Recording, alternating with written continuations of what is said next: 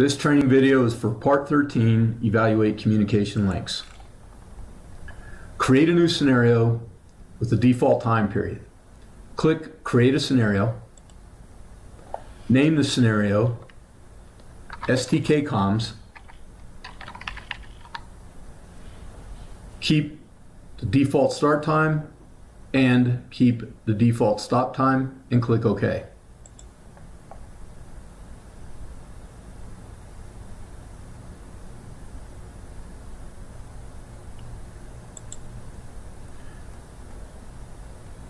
I personally do not need the timeline view. If you want to keep yours open, you can, but I'm going to close my timeline view. Next, save your scenario. By clicking on the save icon in the STK toolbar area, and in the Save As window, click Save.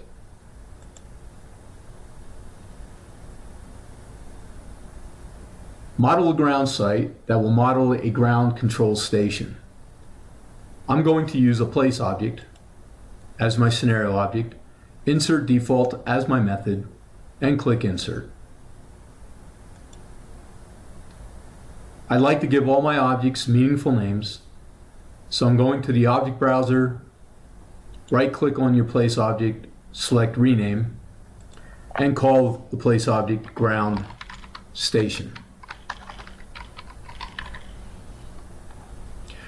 The default place object in STK is located at the AGI headquarters in Exton, Pennsylvania.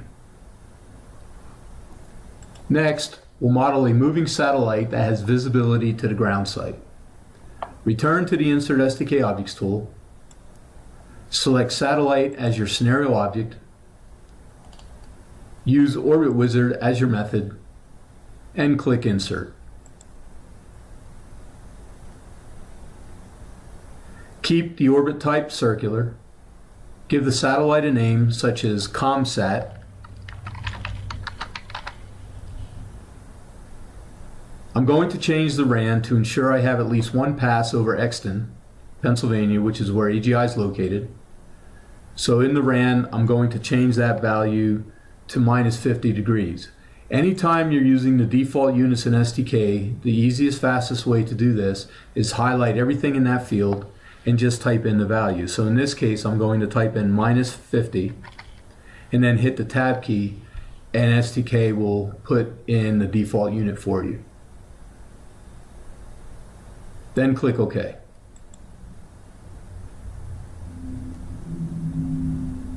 I want to ensure that my ground site can see the satellite.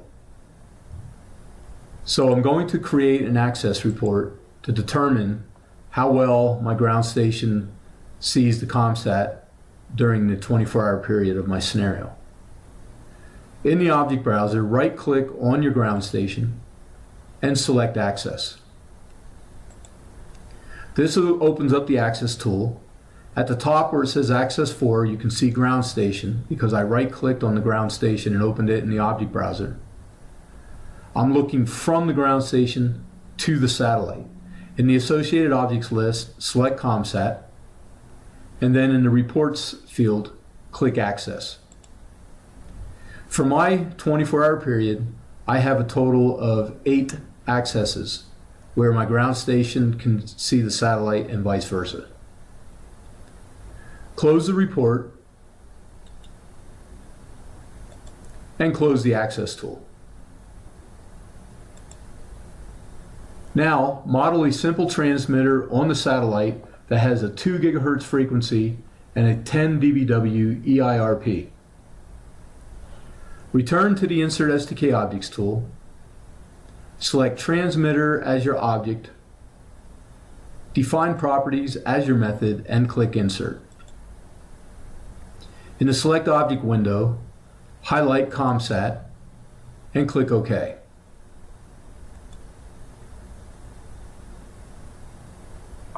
We're going to keep our transmitter type as a simple transmitter model. This gives me an isotropic antenna. Go down to Model Specs, change the frequency to 2 GHz, and change the EIRP to 10 dBW. and then click OK.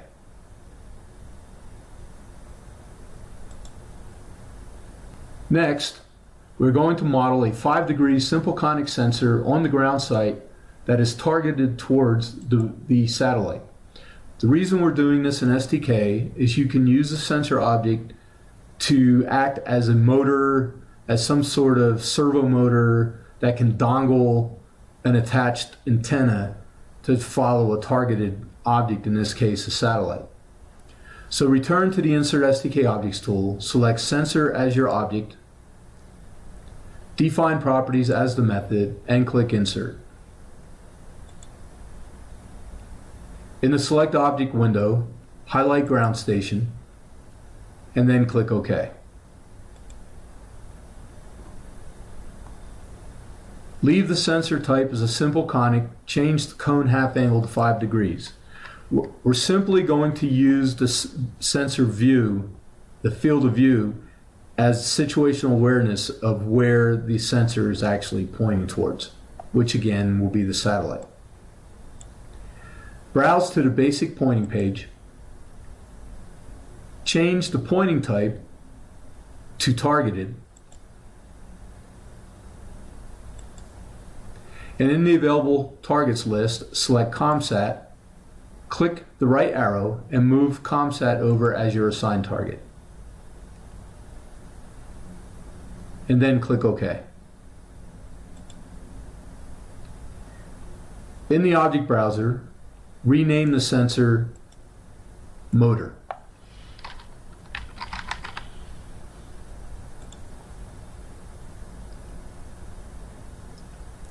Next, we will model a complex receiver with a parabolic antenna on the sensor and display the volume graphics of the antenna. Return to the Insert STK Objects tool, select Receiver as your object, define properties as your method, and click Insert. In the Select Object window, select Motor, and click OK. Our receiver is a child of the sensor.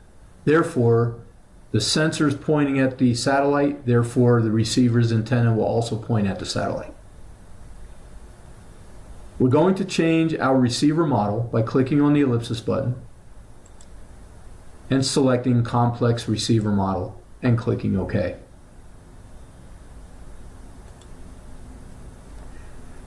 The frequency of the downlink was 2 gigahertz. By leaving auto track enabled, this receiver, when I do a link budget from the receiver to the transmitter, the receiver will automatically tune to the transmitter's frequency. Click on the Antenna tab. In Model Specs, we will change the type to parabolic by going over to the right and clicking on the ellipsis button. Change the antenna to parabolic and click OK.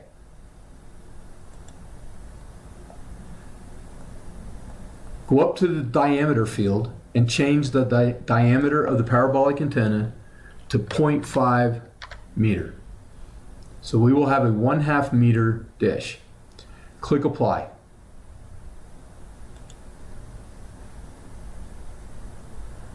Next, we will display the volume graphics for the antenna on the 3D graphic window. Browse to the 3D graphic attributes page. In the volume graphics field, enable Show Volume. Change the gain scale per dB to 0.1 kilometer. Enable Set Azimuth and Elevation Resolution together, and change the azimuth resolution to 1 degree. The more points there are in your resolution, the smoother your graphics will look on your 3D graphic window. Click OK and save.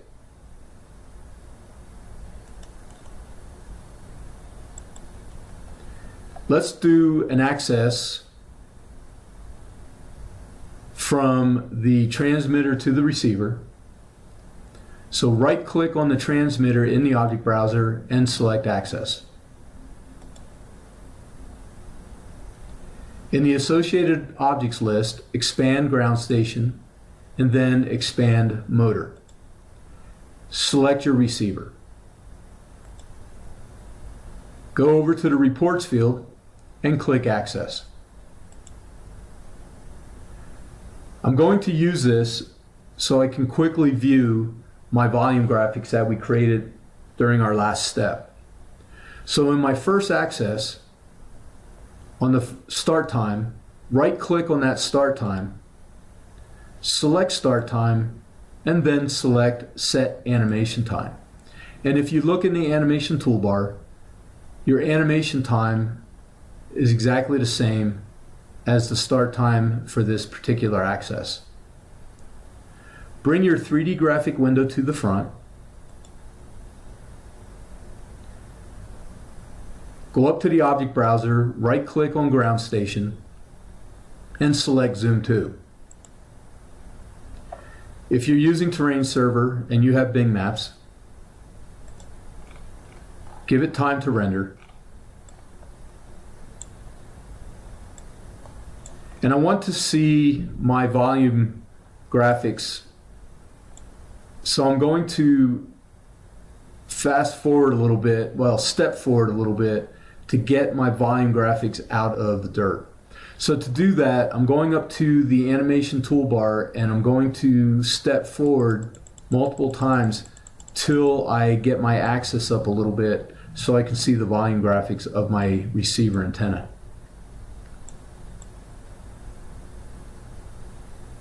This is a good way to view your antenna pattern. Next, we're going to create a link budget between the transmitter and the receiver.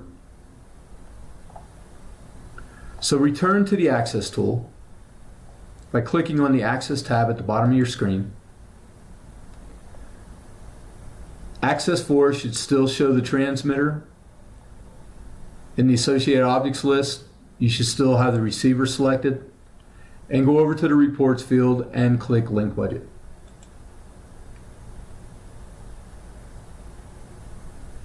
Scroll all the way over to the right in the report, and we're going to view the BER column, which stands for bit error rates. In this case, what I'm looking for, in my case, I'm just going to say I need a bit error rate of 1 to the negative 10 or lower. And as you can see, our bit error rates are very poor. Most likely this has to do with the transmitter power. So let's fix that. Return to the object browser, right click on your transmitter and select properties. Let's change the EIRP to 20 dBW. Click OK. And when you return to your report, go up to the toolbar in the report, put your cursor on refresh and click refresh.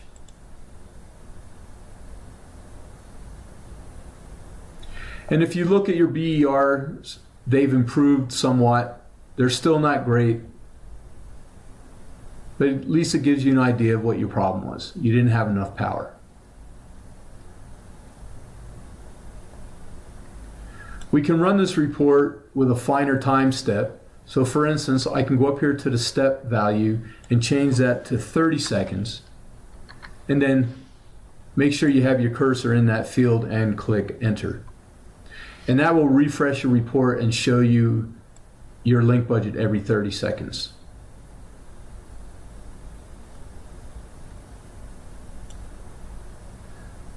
I'm going down to the report tab, right click and select close. And do that for your other report, your other access report that you created a moment ago. Close that also. Return to the access tool. What we're going to do now is create a custom graph for your transmitter to the receiver access that displays the carrier to noise ratio. Underneath the Reports field in the Access tool, click the Report and Graph Manager button.